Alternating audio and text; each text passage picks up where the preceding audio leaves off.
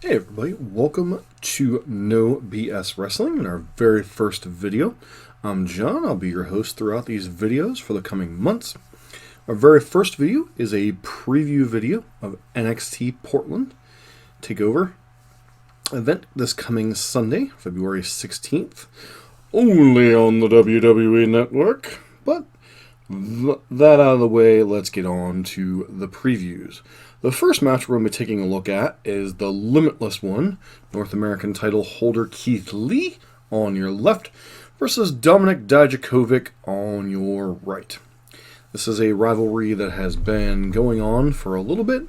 They've had several individual bouts on NXT television, with both men winning a bout and a couple of bouts ending in draws.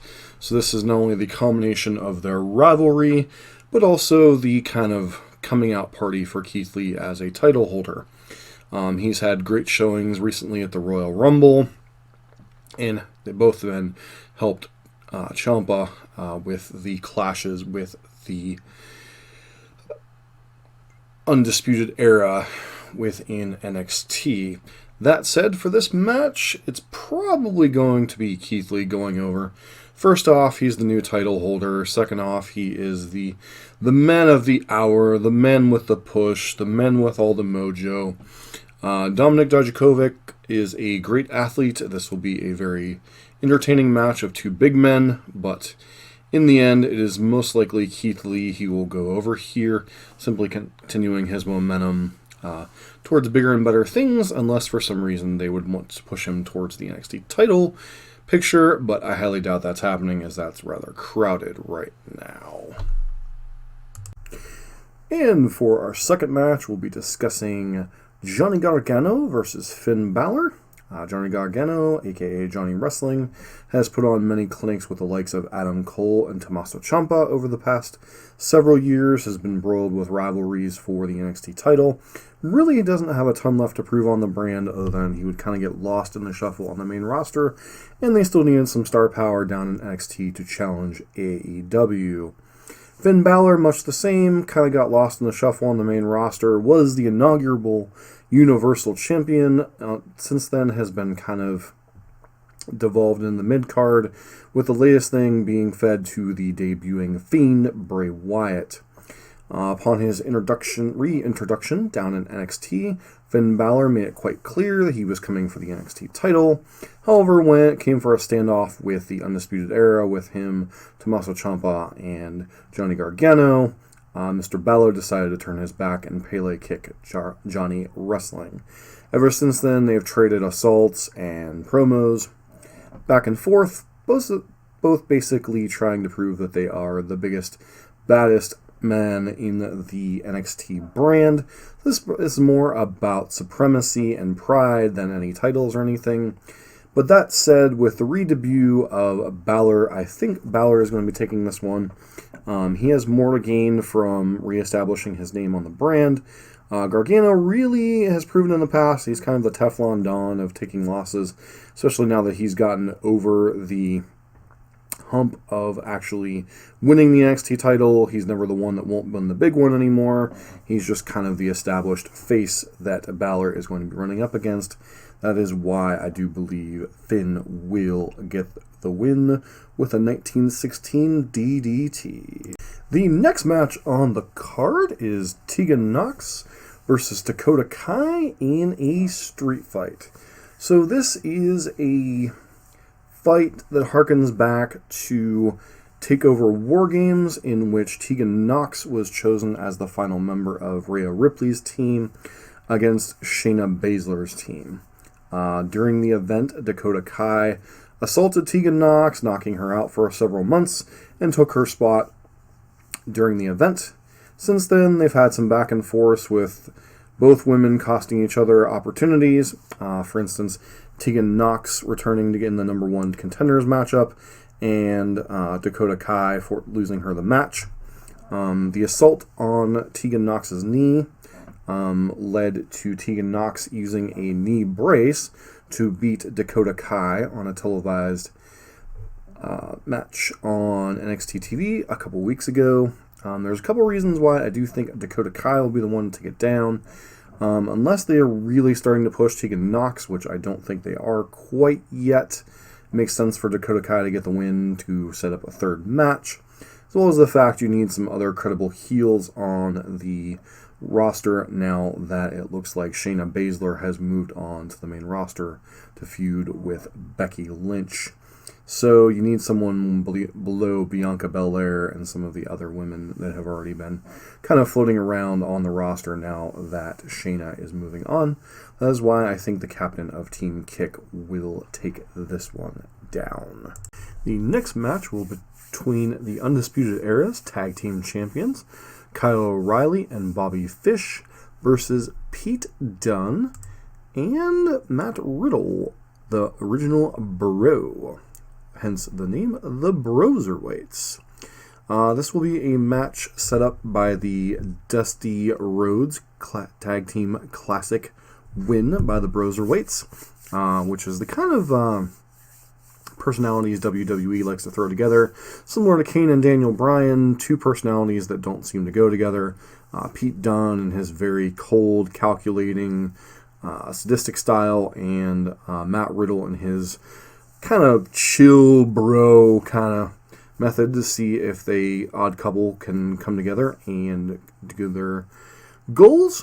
On this particular one, I see the Undisputed Era retaining their tag team gold. I see this for a couple reasons. I think it is quite likely, as we'll get into in talking about the men's title match later, that the Undisputed Era will not have any other gold other than that.